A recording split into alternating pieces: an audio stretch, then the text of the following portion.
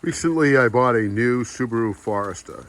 This is a particular brand model, and it's referred to as the Wilderness. I like the vehicle. This is my third Subaru. However, there is definitely a design defect, and it has to do with the mats. So let's address that issue. I've removed the driver's side mat because it gets the most use. I live in the northern New England, and there's lots of snow, and consequently the roads are treated with salt in a crystalline form and also in a solution. Needless to say, if it comes in with your shoes, it will leave a white residue behind. You can see the white residue in the center, and I'm sure you're wondering, what's that all about? On the sides, you'll see some as well, but that's to be expected. I turned over the mat to show you the reason. And you'll notice that I've made some changes here. That's because this was designed by a moron. The moron drilled holes through the mat.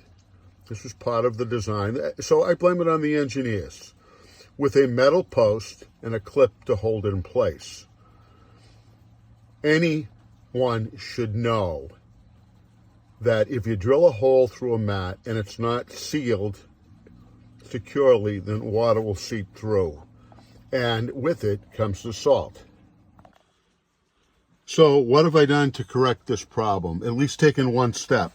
And that is, for each of these metal posts with their seals, I have taken a caulking compound, a flexible caulking compound that would be used in bathrooms, and covered it completely. Consequently, I've created a watertight seal. If that does not suffice, then what I will do is I'll take a bead of clear caulking compound, clear silicone, and run it here. However, I'm calling Subaru out on this one. They should have known better than to put a logo in by drilling holes through the base of the mat. Perhaps a glue, perhaps a sealant would have worked better, but this is not acceptable. So Subaru, where are you on this issue?